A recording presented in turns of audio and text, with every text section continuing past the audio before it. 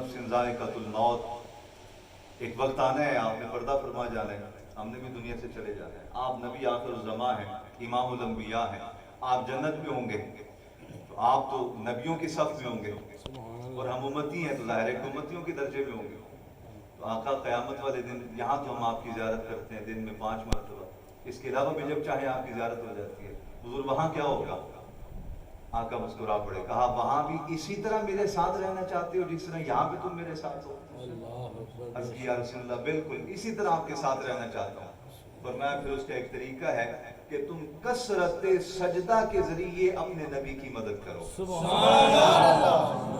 किसके जरिए? किसको कहा जा रहा है? सहाबी रसूल। और सहाबी कौन है?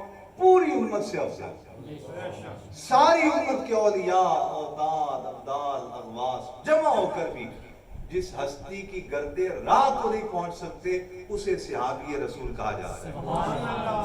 और हुजूर सहाबी रसूल से कह रहे हैं कि अगर चाहते हो कि तुम जन्नत में इसी तरह मेरे साथ रहो तो फिर उसका तरीका यह है कि कसरत सजदा के जरिए मेरी मदद करो। क्या मतलब? तुम्हारे नामा अमाल में हशर वाले दिन कम अज कम उतने सजदे तो हों जितने सजदे तुम्हारी जिंदगी की वजह से तुम पे फर्ज कर दिए गए। बकिया मामला तो फिर नवाफिल तो बात की बात है, लेकिन जो तुम पे फर्ज किए गए कम अज कम वो कोटा तो मेयार तो पूरा होता। आप किसी कॉलेज में दाखिले के लिए बच्चा भेजते हैं, कहते हैं आपका बच्चा यहाँ दाखिल होने के काबिल नहीं है। क्यों? इस वजह से नंबर थोड़े, मेरिट में नहीं उतरता। भाई जन्नत इतनी सस्ती है कि आप सारी जिंदगी बेनमाजी रहें, सारी जिंदगी हराम खाते रहें, शराब पीते रहें, बुरी मजलिसों में बैठते रहें, नाफरमानियां करते रहें, नापाकी करते रहें और आप मरते जाएं तो जन्नत में दाखिल हो जाए। ये इकबाल के नाम किसी ने जड़ा हुआ शेर है कि बेखौफ ही घुस जाऊंगा जन्नत में, वहीं से आए थे आदम वो मेरे बाप का घर है। ये इकबाल के मत्थे जड़ा गया, इकबाल का शेर नहीं है। बहुत सारा कलाम लोगों ने ऐसे लेके इकबाल के मत्थे जड़ दिया, ये इकबाल का शेर नहीं है।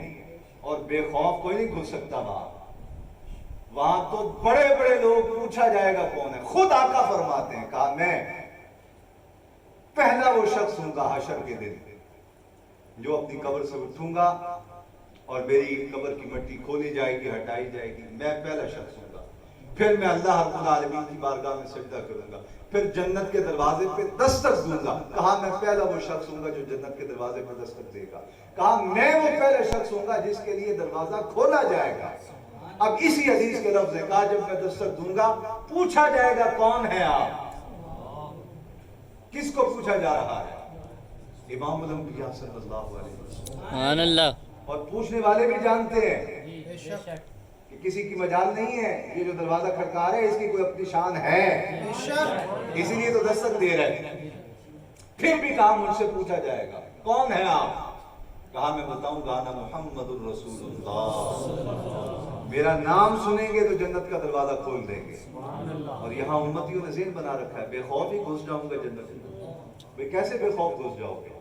ये जन्नत है, ये कोई गली बाजार थोड़ी है कि आप ऐसे मुंह उठा के घुस जाए।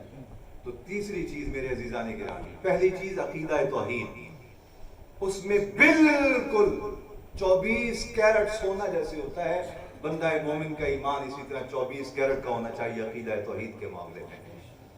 दूसरी बात इश्क रसूल, अकीदा रिसालत के मामले में इस तरह बंदा हो जिस तरह सिद्दीक़ अकबर थे। मेराज से हुजूर वापस आए, वो जो सरदारान कुरैश थे उन्होंने कहा लो मौका बड़ा जबरदस्त साथ आ गया।